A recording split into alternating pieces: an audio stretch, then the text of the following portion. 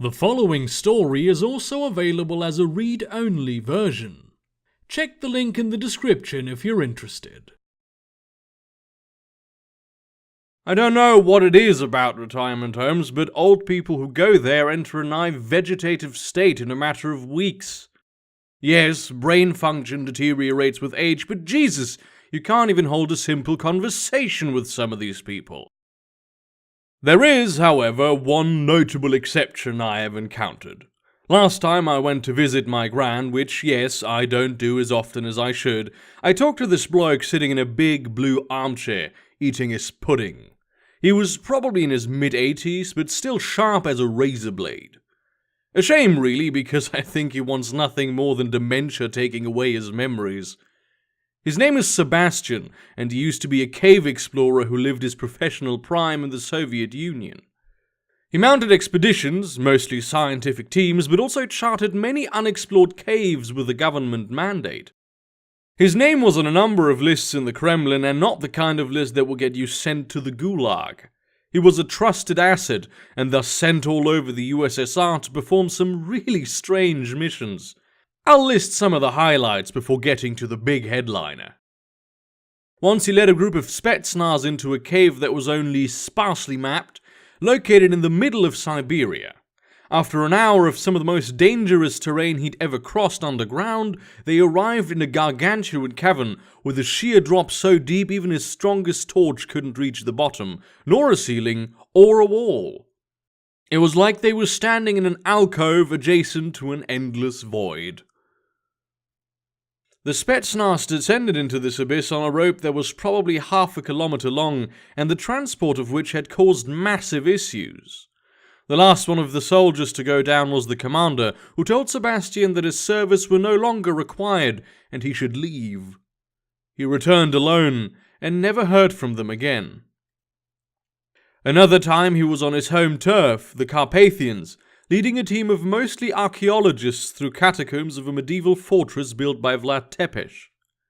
Interestingly, there was also a physicist with them, fairly old guy, claimed to have worked on the initial investigation of the Tunguska event. The catacombs turned out to be mostly natural caverns, some of which were apparently used as root cellars and cool storage for food stocks. Nothing too unusual. But these caves went deep, and eventually they reached a wooden grate blocking further passage, crucifixes plastered all over it. Sebastien helped the archaeologists break it down and took the lead through a rough-hewn rock tunnel for maybe half an hour before they reached what looked like a tomb.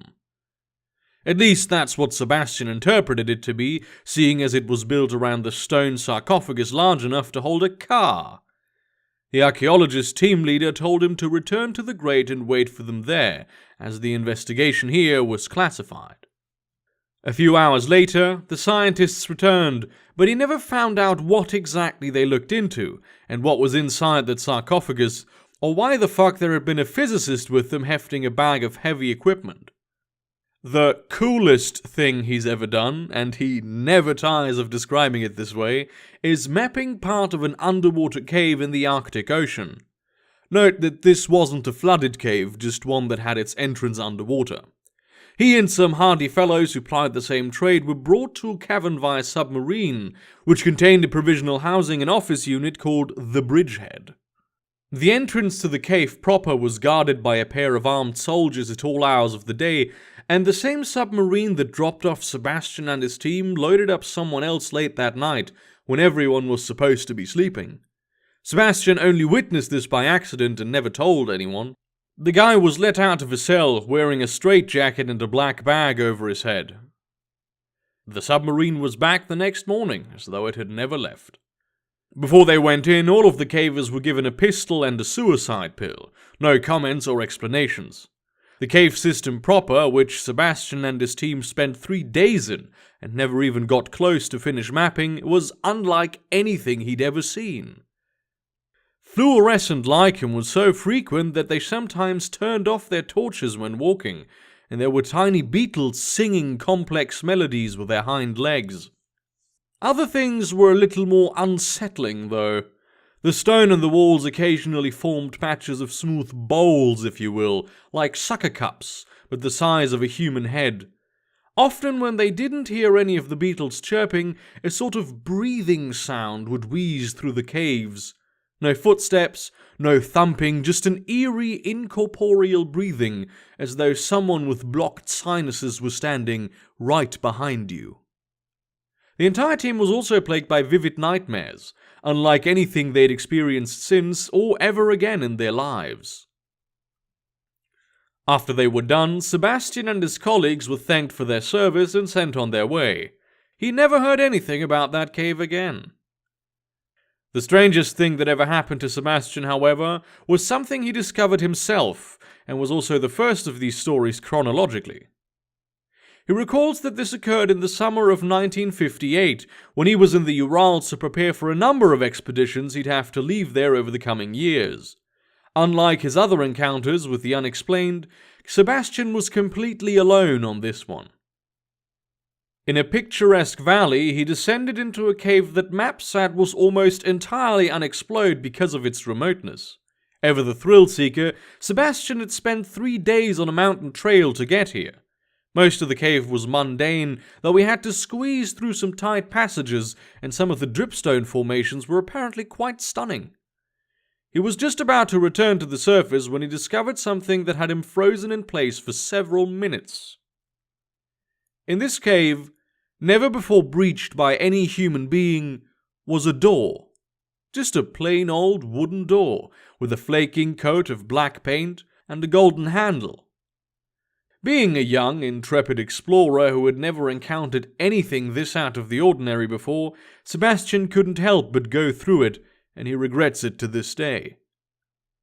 Behind the door was a caldera, approximately 25 meters across, and completely wind-still. He was supposed to be around 300 meters underground, but above him he could see a moonless night sky, colorful nebulae winding across the firmament in ways the naked eye cannot ordinarily see. According to Sebastien's watch, dusk was still 3 hours away. Grass patches grew between the rocks, surrounding squat trees with gnarled trunks. At the caldera's lowest point, in the very middle, was a tube of poured concrete, large enough to comfortably fit a man and his backpack. The head of a steel ladder poked out of the shaft. Looking down, Sebastien could only estimate how deep it was, but at the very bottom there was a tiny dot of shimmering light, no bigger than a pinhead. "You finally found it, son," a voice said. "Your destiny." Suddenly standing behind Sebastien was his father. He looked a few years younger than he actually was, more like when Sebastien was a boy, but it was just like his early memories, down to the straw hat. Of course, Sebastien realized very quickly that his father was currently in Bucharest, where he worked for the police commissioner. "Go on, Sebastien. Everything you've searched for your entire life is down there." Not only did the words sound awkward and cheesy, but it was very unlike his father to give him any encouragement at all. The old man had always wanted him to join the police force, not crawl around in the dirt like a worm. To this day, Sebastien isn't sure how it happened. He thinks that maybe it changed while he blinked, but standing before him now was none other than Nikita Khrushchev, General Secretary of the Communist Party of the Soviet Union. At the time, Sebastien had a great deal of admiration for the man, having made it from humble beginnings as a farm boy to the leader of the entire USSR. "You've done the motherland a great service, but now you must perform one final task," he said, his voice heavy with authority. "Take the ladder. See what is down there. Don't you want to be the man who freed the world of the oppressive boot of capitalism?" Once again, it all sounded a bit off, not at all like a person would speak, but more like a poorly acted radio play. At this point, Sebastien booked it. Yes, he was a born explorer, but this was too much. He was beyond terrified. Behind him, the voice of Khrushchev mixed with that of his father, his mother, his older sister, his school teacher, and a dozen others he faintly recognized. "No! Return! You must descend! It is your desire!" They were loud and penetrating as sirens, and when he finally reached the door, they shouted, "You will return! You will come back to us! You can never escape!"